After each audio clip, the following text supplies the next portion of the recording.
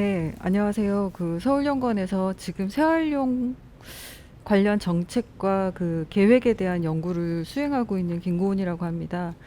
그 제가 이 과제 여기 와서 이제 오늘 말씀을 드리게 된 이유가 지금 서울시가 이제 전 세계에 유례가 없는 재활용으로만 만들어진 세계 최대 규모의 시설인 재활용 플라자 하나를 가지고 있었다면 그 공간 하나만 가지고 재활용을 붐업할 수 있느냐라는 고민을 하면서 2030년 좀 장기적으로 서울시가 재활용과 그 자원순환 전반의 좀 연결에 대한 거를 좀 계획을 세워보자라는 과제를 지금 수행하고 있어서 오늘 말씀드리는 내용은 그 과제가 이제 아직 끝나지 않았는데요. 지금까지 진행된 내용 중심으로 말씀을 드리니까 이게 이제 완결된 게 아니라는 점을 좀 이해하고 들어주셨으면 좋겠습니다. 그리고 여러분들이 의견을 주시면 그걸 또 반영해서 과제를 좀 더 잘 수행해서 결과물이 나올 수 있게끔 그렇게 진행하겠습니다.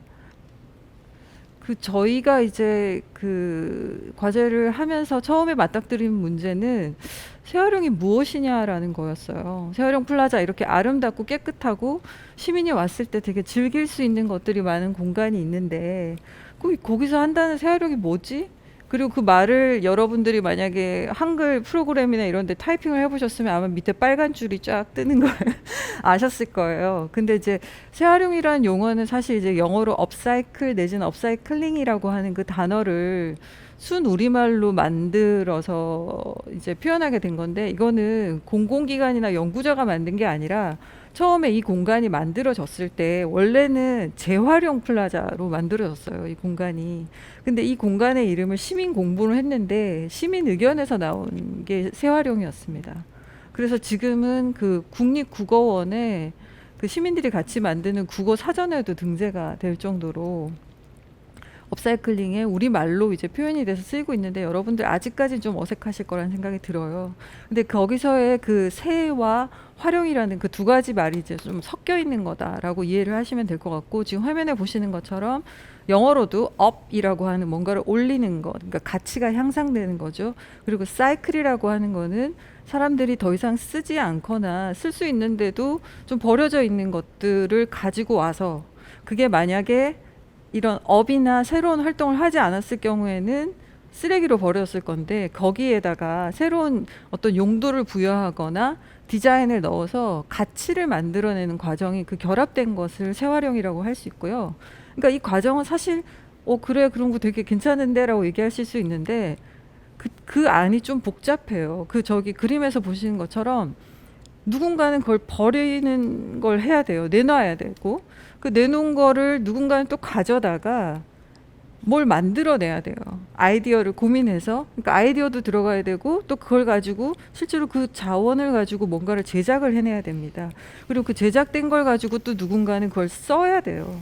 그러니까 그 안에 버리고 내지는 내놓고 가져와서 제작하고 또 그 제작한 걸 소비하고 향유하는 활동이 되게 다단계가 그 안에 포함되어 있는 활동이고 우리가 경제 활동으로 보면 산업적인 측면과 문화적인 측면이 같이 결합되어 있는 활동이고 또 그 활동을 통해서 우리가 누릴 수 있는 가치는 경제적이고 사회적이고 환경적인 가치가 다 그 안에 들어있는 아주 다차원적인 그런 것이 재활용의 의미 안에 포함되어 있고요. 그래서 재활용 플라자 내지는 우리가 이제 이렇게 되게 자원순환적으로 중요한 의미를 가진 재활용이 잘 되려면 재활용을 위해서 누군가는 물건을 원활하게 내놔야 되고 그걸 가지고 누군가는 아주 번뜩이는 아이디어를 가지고 새로운 물건을 만들어내거나 그걸 이용할 수 있는 용도를 만들어내야 되고 또 그거를 우리가 쓰고 즐겨야 되는 거죠. 그래서 산업과 문화가 같이 결합되어야만 재활용은 그 자체로도 되게 즐겁게 우리 일상이 될 수 있다. 아까 윤순진 교수님이 얘기하신 것처럼 우리의 생활 양식이 바뀌는 경험이 산업과 문화가 같이 결합됐을 때 이루어질 수 있다. 그렇게 저희는 정의를 내릴 수가 있었고 이게 그냥 시설을 하나 만들어서 될 문제가 아니라 되게 다양한 사람들이 같이 힘을 합쳐야지 잘 될 문제겠구나라는 것을 좀 느낄 수가 있었어요. 그래서 이걸 어떻게 하면 좋을까? 네. 그리고 이게 앞으로, 그러니까 지금 당장 잘하는 것도 중요하지만 앞으로의 어떤 사회 변화에 맞춰서 어떻게 변화해 나가는 좀 미래의 목표를 세울까라는 걸 고민을 하다 보니 그 지금 전 사회적으로 가장 이제 좀 각광을 받는 개념 중에 하나가 순환 경제라고 있는데요. 그동안 우리가 자원 순환, 폐기물 처리 이렇게 하면 사람들이 물건을 쓰고 그걸 버리는 과정에서 나온 걸 다 처리하는 거를 이제 자원 순환이라고 했었는데, 순환 경제는 뭐냐면 생산 과정에서부터 이 모든 것들이 앞으로 더 잘 순환돼서 우리 사회 내에서 계속 머물면서 다시 쓰이는 그런 것까지 생각해서 이 과정을 기획하고 디자인과 생산과 유통과 소비와 수집과 재활용이 다 결합돼서 흘러나가는 것이 순환 경제의 모습이라고 보고요. 그걸 통해서 우리가 이제 느낄 수 있는 거는 제 뒤에 말씀해 주실 홍수열 소장님이 좀 더 자세히 얘기해 주실 거라는 생각이 드는데, 첫째로는 우리가 계속 그 석유를 채굴해가지고 그 석유로부터 플라스틱을 만들어서 경제를 돌리지 않아도 되는 겁니다. 제가 지금 쓰고 있는 이 플라스틱을 가지고도 그 다음에 새로운 용도로 안전하게 다시 쓸 수 있는 경제 체계가 있다면 새로운 석유 자원을 쓸 필요가 없는 거죠. 그걸로 인해서 우리는 이득을 얻을 수 있고 또 플라스틱 오염도 방지할 수 있는 거고요.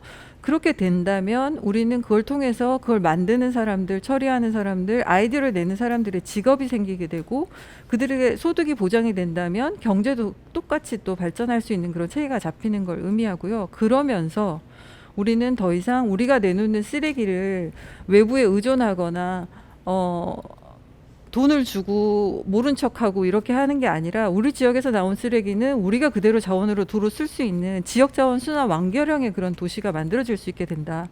그림을 그릴 수가 있었어요. 근데 지금 과연 우리는 그런 체계를 가지고 있는가? 이런 질문을 하면서 현재의 재활용 플라자의 모습을 좀 봤어요. 그랬더니 재활용 플라자가 이제 전 세계 유례 없이 제일 재활용으로는 가장 큰 규모의 시설이라고 미리 말씀드린 것처럼 사실 이 안에 많은 시설과 기능이 다 완비가 돼 있는 건 맞습니다. 맞지만 그 안에서 좀 강조가 돼 있는 부분이 있고 아쉬운 점이 있다라는 걸 좀 저희가 발견할 수 있었는데, 제일 강조가 돼 있는 거는 디자인적인 측면들은 되게 강조가 돼 있었고, 상대적으로 좀 아쉬운 것들은 그 실질적으로 사람들이 자원순환이라고 생각하는 서울 시민들이 내놓는 재활용을 가지고 와서 그걸 가지고 재활용으로 돌려놓는 과정에 대한 흐름은 좀 부족하지 않나. 그런 것들이 좀 아쉬웠고요. 그리고 마지막에 저렇게 분홍색으로 표시되어 있는 것처럼 재활용 플라자의 많은 일들이 입주 기업들은 디자인을 중심으로 한 생산 활동을 좀 하고 있는 거에 반해서 재활용 플라자의 나머지 기능들은 교육이나 전시 프로그램 위주로 좀 많이 운영이 되고 있었어요. 근데 그것들이 뭐 구분이 돼 있다 해서 나쁜 게 아닌데, 그 디자인과 생산, 제조, 유통, 그다음에 시민들의 인식을 제고하는 부분들이 좀 더 유기적으로 잘 연결되면 좋은데 그 부분이 좀 아쉽지 않나라는 생각을 하게 됐고, 이런 부분들을 좀 개선한다면 앞으로 더 좋은 모습이 나올 거라는 생각이 드는데, 그걸 어떻게 개선하면 좋을까라는 아이디어를 좀 해외 사례에서 좀 저희는 발견할 수 있었습니다. 또 여기도 세계에서 유례가 없는 그 최초의 재사용 매장이라고, 재사용 백화점이라고 얘기하는 곳인데요. 스웨덴의 리투나라고 하는 곳입니다. 수도인 스톡홀름에서 한 1시간 정도 거리에 있는 조그만 도시에 있는 재사용 백화점인데요. 여기에서는 그 재활용 플라자랑은 좀 다르게 에스킬스투나 시민들이 내놓는 다시 쓸 수 있는 재활용 가능 자원을 가지고 그 매장에 있는 입주 기업들이 디자인을 해서 새로운 제품을 만들고 또 판매하고, 아니면 그걸 가지고 수리를 하고 다시 판매해가지고 시민들이 그걸 다시 돌려놓는, 사회경제 체제로 돌려놓는 그런 것들이 많이 갖춰져 있었고요.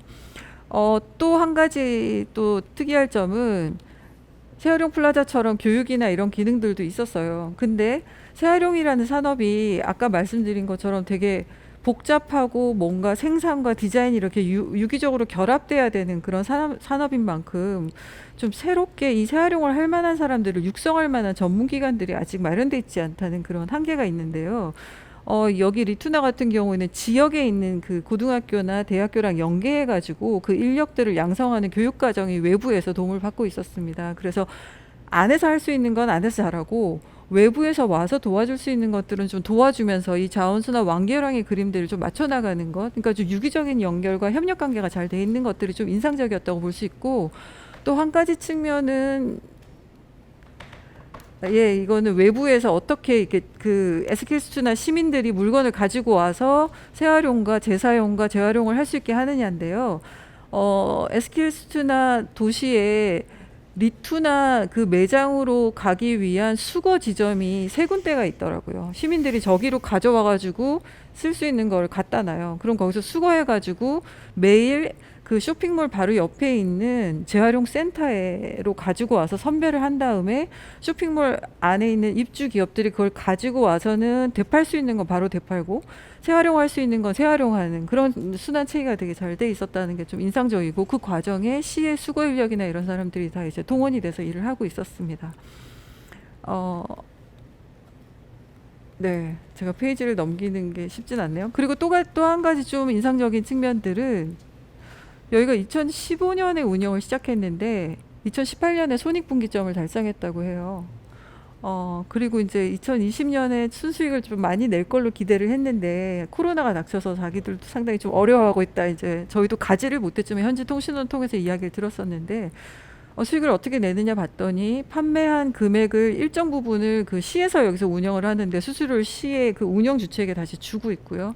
매장 임대료라든지 공간을 지금 교육과 체험 공간으로 세아령 플라자는 사용하고 있는데 컨퍼런스라든지 여러 가지 행사의 공간 대여를 통해서 수익을 내고 있었습니다.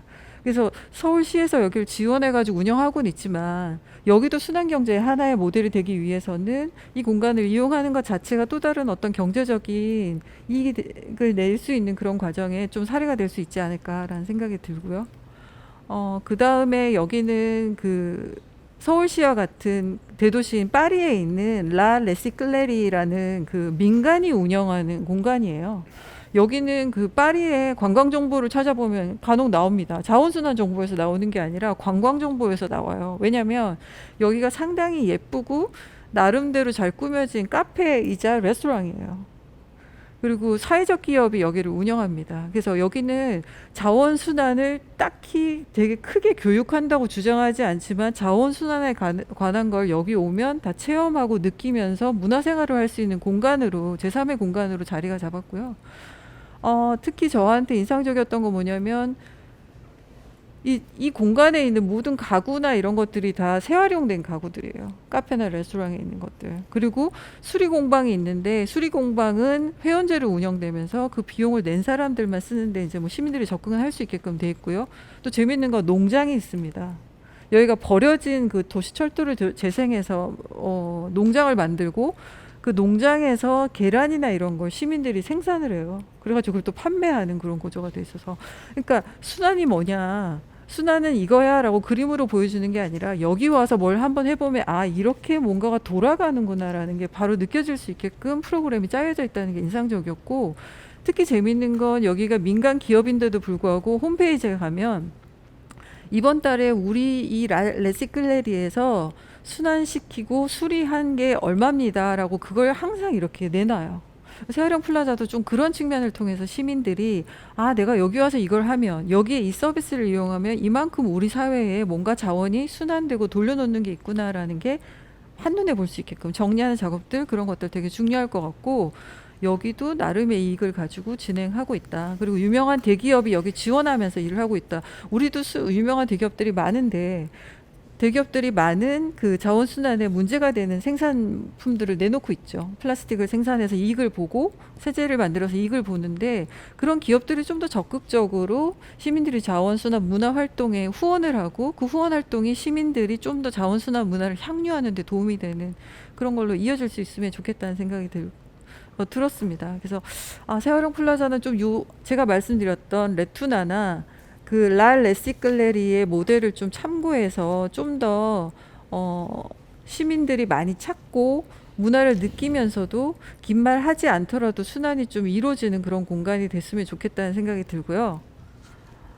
네, 그 다음 사례는 그냥 그 경기도에 있는 업사이클 플라자인데요. 이거는 지금 서울시가 만들려고 하는 자치구 단위의 리앤업사이클 플라자라는 공간에 대한 좀 참고가 될 수 있을 것 같아서 됐습니다. 이거는 작은 공간인데도 불구하고 자원순환과 카페와 그다음에 시민들의 교육 체험 공간이 한 공간에 들어 있어서 한눈에 시설을 보고 느끼고 어, 즐거운 그 여유 시간을 보낼 수 있는 그런 공간으로 기획되고 있다는 측면이 좀 좋았고요.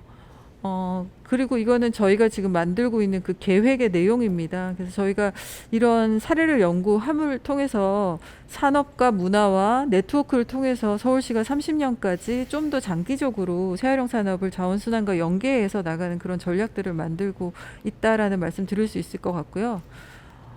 그 다음으로 말씀드릴 수 있는 게 이제 한 가지만 말씀드리고 이제 제 이야기는 좀 끝맺으려고 합니다.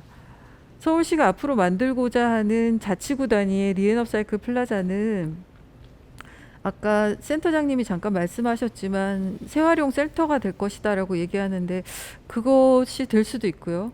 자치구가 운영의 주체이기 때문에 자치구가 그림을 그릴 것입니다. 그렇지만 제가 바라는 거는, 그리고 많은 전문가들의 이야기는 재활용뿐만 아니라 재사용과 재활용과 재활용이 굳이 구분되지 않고 그 안에서 자유롭게 시민들이 누리고 향유하고 또 그걸 통해서 영리 활동을 할 수 있는 사람들, 그러니까 자원순환 산업을 하는 사람들이 이익을 창출하면서 계속 사람들을 고용해서 우리 경제 체계 안에서 자원순환이 자리 잡을 수 있는 그런 공간, 시민들이 좀 더 그게 가까이에서 느낄 수 있는 그런 공간으로 만들려고 합니다. 그래서 그렇게 되려면 리앤업사이클 플라자만이 아니라 서울 재활용 플라자도 그 리앤업사이클 플라자에 있는 사람들이 궁금해하는 것들을 가지고 오면 그 답을 해줄 수 있는 전문가들을 서울 재활용 플라자에서 지원할 수 있고, 또 서울 재활용 플라자가 좀 더 공간이 많고 여유가 있으니까 지역에서 해보고자 했던 어떤 플라스틱을 새롭게 만든다든지 그런 실험들을 재활용 플라자에 가져와서 해볼 수 있는 보다 숙련되고 고도의 심화된 자원순환과 문화의 혁신 공간으로 재활용 플라자가 앞으로 좀 자리매김할 수 있는 그런 계획을 세워나가도록 노력하겠습니다. 여러분들도 많이 지켜봐 주시고 같이 참여해 주셨으면 좋겠습니다. 감사합니다.